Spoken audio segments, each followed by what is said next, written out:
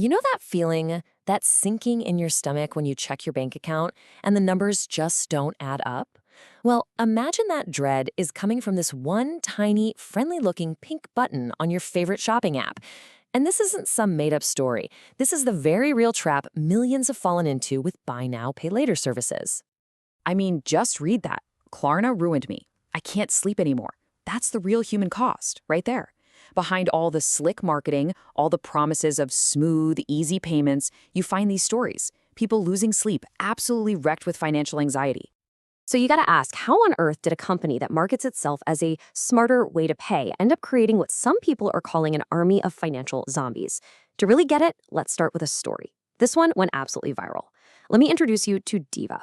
She's 32, and she found herself staring down the barrel of over $6,000 in debt. And the culprit? You guessed it, that little pink button. It all began so innocently, a small purchase here, another one there. They seemed totally harmless. But before she knew it, all these little payments started to overlap, and they just piled up, sucking her account dry. She felt completely trapped.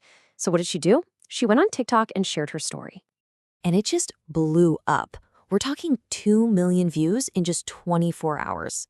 Her inbox was completely flooded with thousands of messages from people saying the exact same thing. Me too.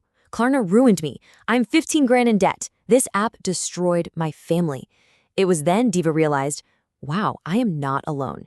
She just uncovered this huge, silent army of people all caught in the exact same trap. Okay, so let's hit rewind for a second. Because to really understand how this trap works, you have to understand the people who built it. And believe it or not, this whole thing started in the halls of a college, the Stockholm School of Economics. So you've got these 3 students, right? They have this idea that sounds pretty simple on the surface. Let shoppers get their stuff now and pay for it later, while the store gets paid right away. They pitched it, and the judges basically laughed them out of the room, calling the risk immeasurable. More than 20 investors flat out said no. But then one said yes, and just like that, from a tiny 2-room apartment, Klarna was born. It wasn't long before they rebranded, took over their home market, and then, boom, SoftBank comes in with a massive investment and they go global. Just look at that number, $45.6 billion. That's what Klarna was valued at its peak. So what was the engine driving this massive empire? Well, it was a really simple, really seductive promise, and it was blasted everywhere in a huge global marketing campaign featuring none other than A$AP Rocky. And the message was crystal clear. Shopping should be easy. No friction, no pain, and most importantly, zero apparent cost. The whole point was to make you feel like you had more money than you actually did, just for that split second you need to click that little pink button.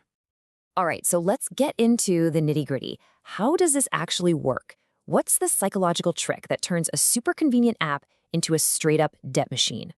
It's actually a pretty simple 4-step journey into debt. So step 1, you see something you want. Let's say it's a cool jacket, and hey, it's 30% off. Step 2, you clip that pink button. It's so easy, no need to even pull out your credit card. Step 3, the small payments start to pile up. The first one's no big deal, but then you do it again for some shoes, and then again for a gadget. Suddenly you've got all these little payment plans overlapping, and then comes step 4, debt shock. You wake up one day and realize the total of all those small payments has snowballed into this massive, unmanageable burden. And this is where the marketing promise and the financial reality just completely diverge. They sell you zero cost, zero friction, but what you can end up with is late fees and collection agencies breathing down your neck. They promise financial freedom, but the reality can be a black mark on your credit score that follows you for 5 years. It's sold as the smarter way to pay, but really, it just encourages overspending and debt. So who exactly is the target for this? Well, the business model seems tailor-made for the most financially vulnerable among us. We're talking Gen Z and young millennials, a lot of whom are making close to minimum wage. They're often in precarious jobs, internships, short-term gigs. Their budgets are already getting squeezed hard by inflation. So for them, this promise to pay later for small luxuries, it doesn't feel like a choice. It feels like a lifeline. But here's the thing. It's not just the users who are trapped. This whole thing creates a vicious financial cycle that ends up catching Klarna itself, and even the stores that use it. Let's break down what happens if you miss a payment, because it escalates fast. For small debt, they'll tack on a late fee. If the debt is a bit bigger and you miss payments, it can get sent to a collections agency. And for anything over 200 euros, that can get reported to credit agencies and stay on your record for 5 years, seriously damaging your financial future. And don't think this is some rare thing that only happens to a few people. No way. In a big market like France, a staggering 1 out of every 2 Buy Now Pay Later users has paid at least one installment late. 50%. It almost makes you think the business model kind of relies on people messing up. At the same time, the stores offering Klarna at checkout are also paying a pretty steep price. We're talking a commission between 3 and 7% on every single transaction. To put that in perspective, that's way more than a typical credit card fee. Okay, so you've got users defaulting, merchants paying these high fees. So how is Klarna doing in all this? Well, the company is literally bleeding money. It lost $136 million in just 1 quarter from customer defaults.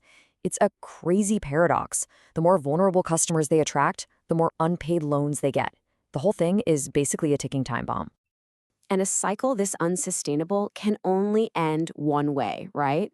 It was setting the stage for a brutal, totally inevitable reckoning for this so-called fintech unicorn.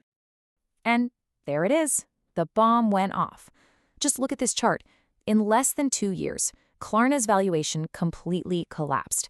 It went from a peak of over $45 billion all the way down to $6 billion. That is a nearly 90% drop. Just wild. As you can imagine, the crash just triggered total chaos. Suddenly, there were massive layoffs. The company had to scramble for emergency funding at a huge discount just to keep the lights on. And now, they've got regulators closing in from all sides, getting ready to reclassify these schemes as what they actually are: consumer credit. Okay, so enough about them. What does all of this mean for you? Now that we've seen exactly how this trap is set, let's talk about how you can avoid it. Here's a simple 6-step defense plan. All right, let's build your defense. Rule number 1, and this is the big one: only use Buy Now Pay Later if you already have the full amount in your account. Simple. Number 2, try not to juggle a bunch of different payment plans at once, because that's how they sneak up on you. 3, set alerts on your phone, like 2 days before every single payment is due. 4, you got to read the fine print. I know it's boring, but you have to understand the late fees before you click buy. 5, use it for stuff you actually plan to buy, not for those late-night impulse buys. And finally, number 6, remember that this stuff matters. Just one late payment can mess with your ability to get credit for up to 5 years. It's serious. So at the end of the day, this whole story leaves us with one big question to think about. We live in this world of instant gratification, where everything is designed to be smooth and frictionless. But we have to ask ourselves, is the convenience of paying later really worth the very real risk of paying for it dearly?